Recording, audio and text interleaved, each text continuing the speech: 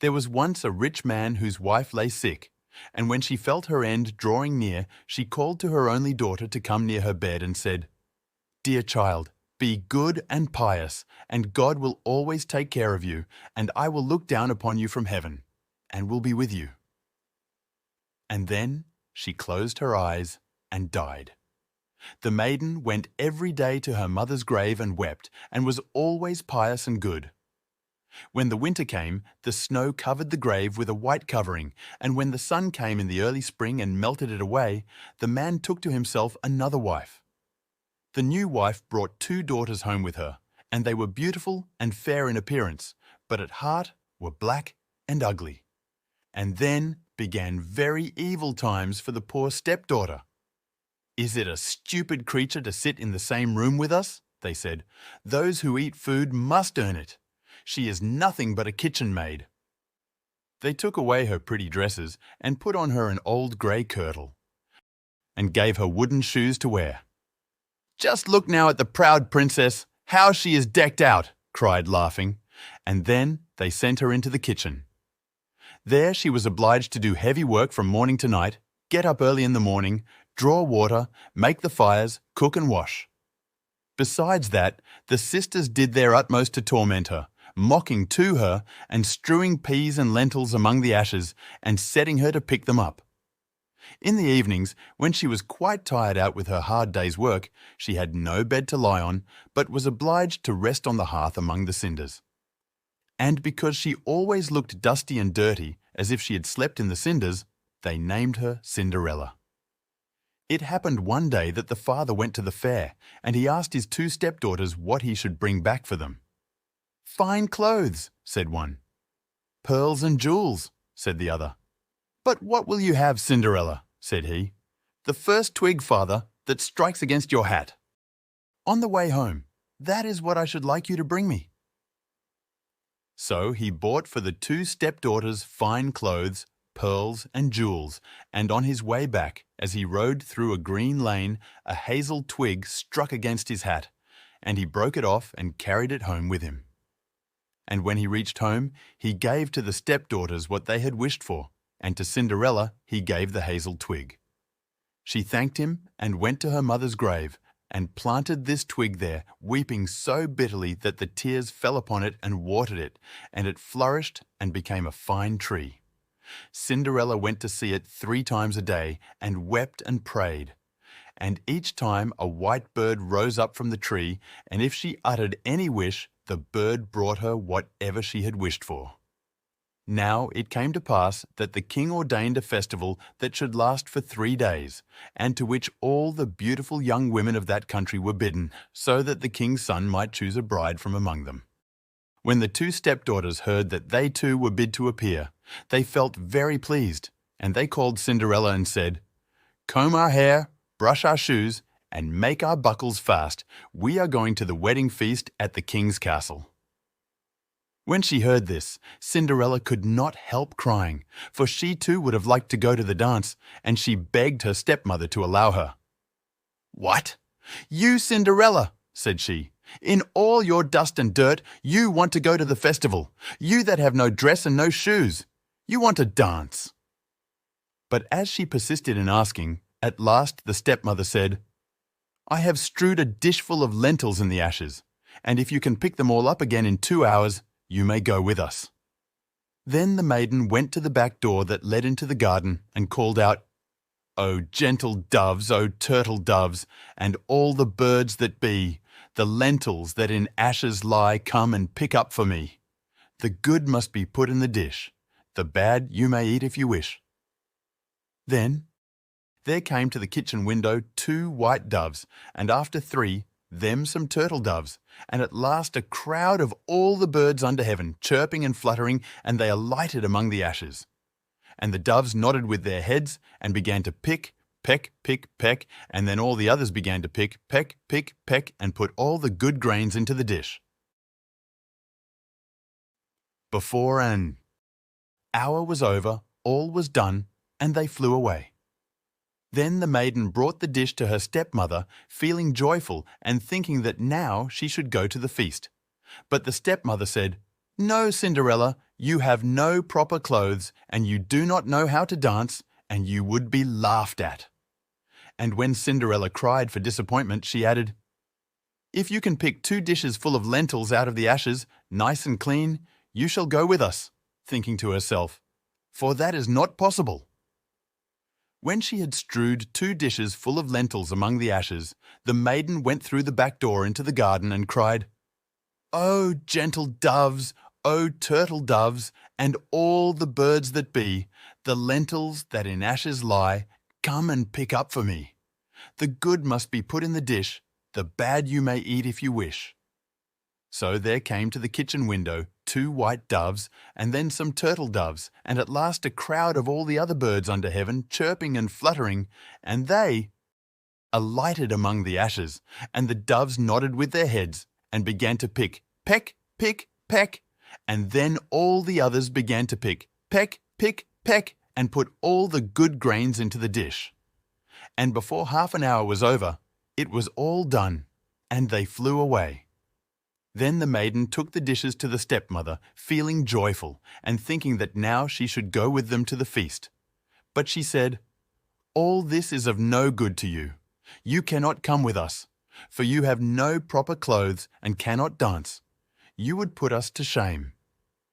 Then she turned her back on poor Cinderella, and made haste to set out with her 2 proud daughters. And as there was no one left in the house, Cinderella went to her mother's grave under the hazel bush and cried, little tree, shake over me, that silver and gold may come down and cover me." Then the bird threw down a dress of gold and silver and a pair of slippers embroidered with silk and silver. And in all haste she put on the dress and went to the festival. But her stepmother and sisters did not know her, and thought she must be a foreign princess. She looked so beautiful in her golden dress. Of Cinderella they never thought at all, and supposed that she was sitting at home and picking the lentils out of the ashes. The king's son came to meet her, and took her by the hand and danced with her, and he refused to stand up with anyone else, so that he might not be obliged to let go of her hand. And when anyone came to claim it, he answered, "She is my partner." And when the evening came, she wanted to go home, but the prince said he would go with her to take care of her, for he wanted to see where the beautiful maiden lived. But she escaped him and jumped up into the pigeon house. Then the prince waited until the father came, and told him the strange maiden had jumped into the pigeon house. The father thought to himself, "It surely cannot be Cinderella," and called for axes and hatchets, and had the pigeon house cut down, but there was no one in it. And when they entered the house, there sat Cinderella in her dirty clothes among the cinders, and a little oil lamp burnt dimly in the chimney. For Cinderella had been very quick, and had jumped out of the pigeon house again, and had run to the hazel bush. And there she had taken off her beautiful dress, and had laid it on the grave, and the bird had carried it away again. And then she had put on her little grey kirtle again, and had sat down in the kitchen among the cinders. The next day, when the festival began anew, and the parents and stepsisters had gone to it, Cinderella went to the hazel bush and cried, little tree, shake over me, that silver and gold may come down and cover me." Then the bird cast down a still more splendid dress than on the day before. And when she appeared in it among the guests, everyone was astonished at her beauty. The prince had been waiting until she came, and he took her hand and danced, with her alone. And when anyone else came to invite her, he said, "She is my partner." And when the evening came, she wanted to go home, and the prince followed her, for he wanted to see to what house she belonged. But she broke away from him and ran into the garden at the back of the house.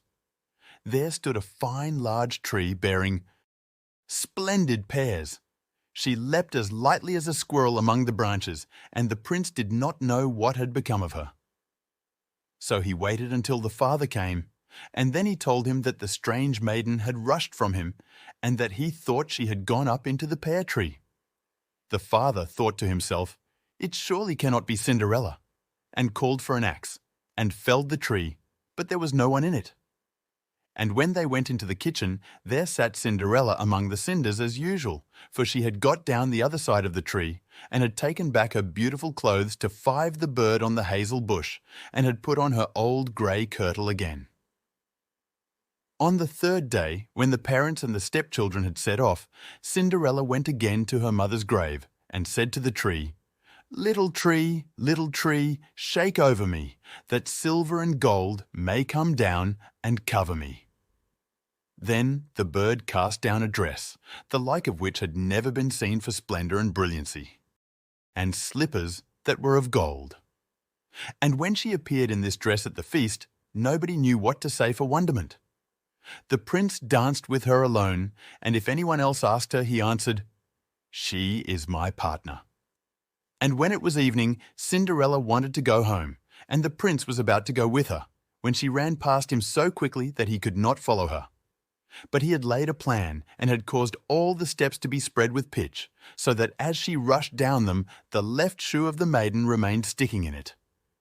The prince picked it up and saw that it was of gold and very small and slender. The next morning he went to the father and told him that none should be his bride save the one whose foot the golden shoe should fit. Then the two sisters were very glad, because they had pretty feet. The eldest went to her room to try on the shoe, and her mother stood by. But she could not get her great toe into it, for the shoe was too small.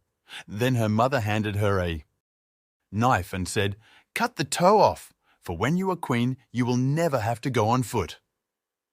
So the girl cut her toe off, squeezed her foot into the shoe, concealed the pain, and went down to the prince. Then he took her with him on his horse as his bride and rode off.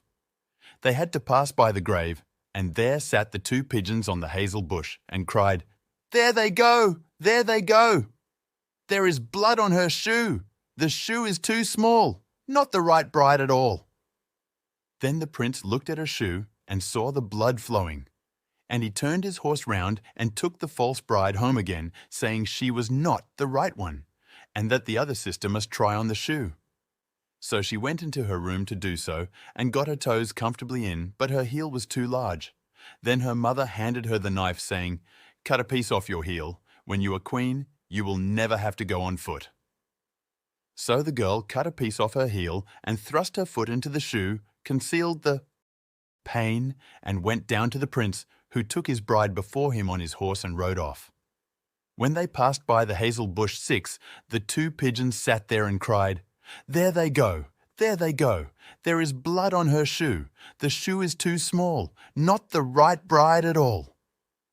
Then the prince looked at her foot and saw how the blood was flowing from the shoe, staining the white stocking. And he turned his horse round and brought the false bride home again. "This is not the right one," said he. "Have you no other daughter?" "No," said the man. "Only my dead wife left behind her a little stunted Cinderella. It is impossible that she can be the bride." But the king's son ordered her to be sent for. But the mother said, "Oh no, she is much too dirty. I could not let her be seen." But he would have her fetched, and so Cinderella had to appear. First, she washed her face and hands quite clean, and went in and curtsied to the prince, who held out to her the golden shoe. Then she sat down on a stool, drew her foot out of the heavy wooden shoe, and slipped it into the golden one, which fitted it perfectly. And when she stood up, and the prince looked in her face, he knew again the beautiful maiden that had danced with him, and he cried, "This is the right bride." The stepmother and the two sisters were thunderstruck and grew pale with anger, but he put Cinderella before him on his horse and rode off. And as they passed the hazel bush, the two white pigeons cried, "There they go! There they go! No blood on her shoe. The shoe's not too small. The right bride is she after all." And when they had thus cried, they came flying after and perched on Cinderella's shoulders, one on the right, the other on the left, and so remained. And when her wedding with the prince was appointed to be held, the false sisters came, hoping to curry favour and to take part in the festivities.